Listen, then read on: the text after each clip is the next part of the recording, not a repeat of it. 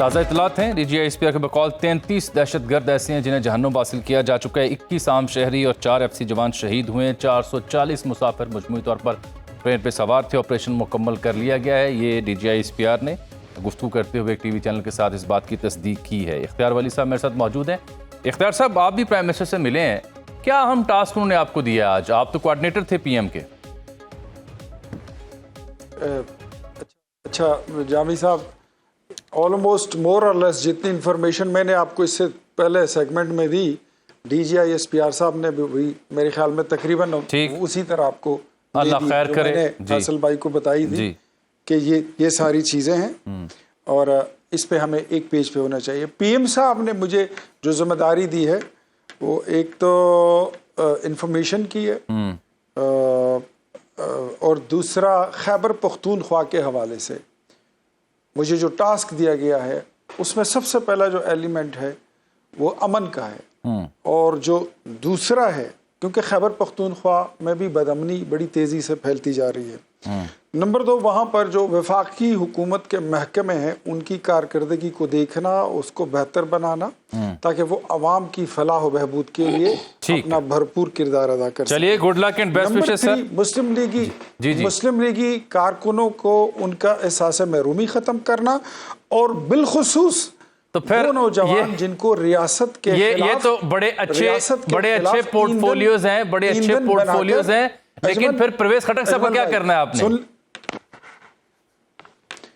आप बात आपने सुनी नहीं कि और साथ आखिरी जो चीज़ है वो ये है जो सबसे ज़रूरी है कि वो नौजवान जिनको रियासत के खिलाफ ईंधन बनाकर इस्तेमाल किया जा रहा है, उन नौजवानों को तालीम, खेल के मैदान और रोज़गार की तरफ।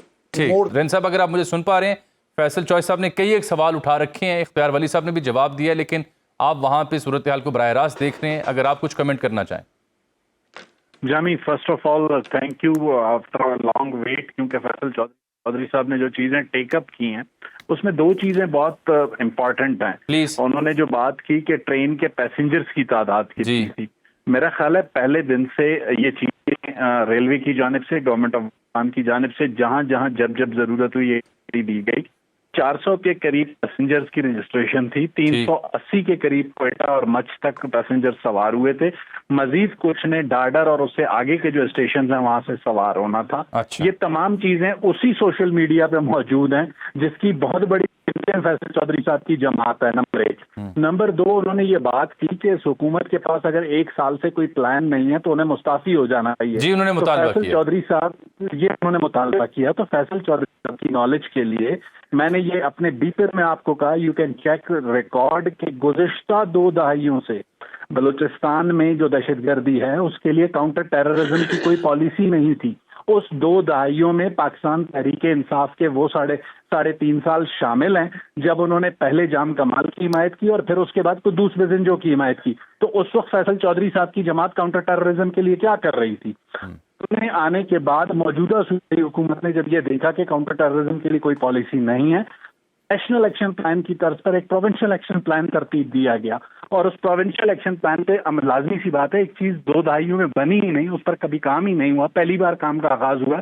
इम्प्लीमेंटेशन में कुछ फ्लॉज आ सकते हैं और आज भी chief minister Balochistan Sarfaraz Bugti record पर थे कि वो कहीं नहीं कह रहे कि लॉ एंड ऑर्डर की सिचुएशन कोई बलूचिस्तान में दूध और शहद की नहरें बह रही हैं। एक चैलेंज का हमें सामना है, उस से होल ऑफ द इंस्टीट्यूशन और whole of the nation approach के साथ हम बाहर निकल सकते हैं। गुज़िश्ता वाकया पेश आया, वाकये के फौरी बाद फ्रंटियर को पाकिस्तान के साथ साथ police, CTD, levies, district administration, even health department mobilise हो चुका था, लेकिन हमारी तरजीह उन होस्टेजेस की सेफ्टी थी, न कि मीडिया पर। बहुत सी चीजों पर अगर भड़कें कल से मारी जाती तो आज जो सूरत हाल थी वो हो सकता है थोड़ी मुख्तलिफ होती। तो इसलिए थोड़ा सा रिस्ट्रेंट का मुजाहरा जरूर मीडिया पे हुआ, लेकिन जब तक के चीजें क्लैरिटी पे आ रही हैं उसके बाद मीडिया पे गवर्नमेंट मौजूद है। जवाब मिल गया आपको? अच्छा, प्रोविंशियल एक्शन प्लान की जो बात की गई है उसके कोई डिटेल्स नहीं देगी। दूसरी बात यह है कि अभी ब्रिगेडियर हारिस नवाज ने लेविस की बात की है।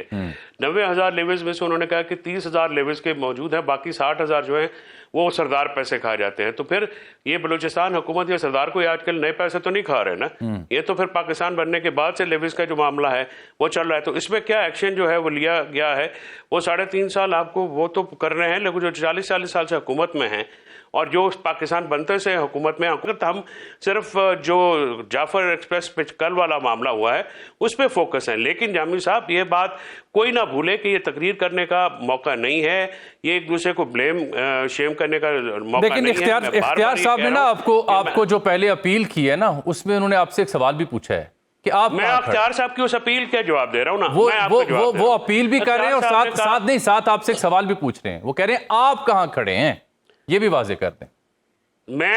मैं तो वहीं पे खड़ा हूं जहां पे हर पाकिस्तानी खड़ा है। मैं हर जो है पाकिस्तान के ऊपर होने वाले हमले की मजम्मत करता हूं, लेकिन मुझे इख्तियार वली साहब की लॉजिक की, इस मंतक की बात समझ में नहीं आई है कि आपने जब हमारी लीडरशिप का नाम लिया कि उन्होंने मजम्मत की, उन्होंने कहा नहीं वो 20,000 अकाउंट्स हैं। वो 20,000 अकाउंट्स कौन से अकाउंट्स हैं जो कि पीटीआई को ना ओन करते हैं, ना पीटीआई से कोरिलेट करते हैं, ना पीटीआई के किसी ऑफिशियल ट्विटर अकाउंट हैंडलर हैं।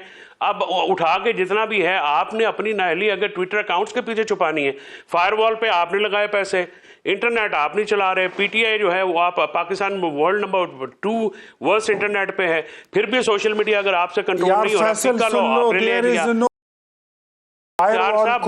सर एक मिनट इख्तियार भाई, एक मिनट प्लीज, आप फिर इससे ज्यादा कॉम्प्रिहेंसिवली जवाब दे दीजिएगा। मेरा सिर्फ अर्ज करने का मकसद है कि ये इस वक्त आपकी जो कल से आप एक मिनिस्टर आज असेंबली में नहीं था इस बात पे, इसका जवाब देने पे। देखिए ना, ये बातें आप इस वक्त हुकूमत में हैं, आपको ये सख्त बातें सुननी पड़ेंगी। आपको भी, शायद रिल साहब को, आप दोनों मेरे लिए काबिल एहतराम हैं, लेकिन हजूर जो हुकूमत में होता है उसको बातें सुननी भी पड़ती है, जिम्मेदारी भी लेनी पड़ती है। जिम्मेदारी तो आपकी है, जाहिर है अपोजिशन की या उसकी तो नहीं होगी। इशू ये है कि बलूचिस्तान और केपी में जो हमारा वेस्टर्न फ्रंट इस वक्त लग रहा है उसका आपने अस्करी हल तो ठीक है, फौज हमारी कुर्बानियां भी दे रही है, लड़ाई लड़ रही, पॉलिटिकल आजकल स्ट्रेटेजी आज तक हमें नहीं मिली है। देखिए, जब तक पॉलिटिकली आप एंगेज नहीं होंगे किसी जगह पे, आपका अगर इसकी बैकिंग पे के पीछे कोई पॉलिटिकल स्ट्रेटेजी नहीं होगी तो ये मामला तो हल नहीं होंगे। 20 साल अफगानिस्तान में अमेरिका लड़ा है।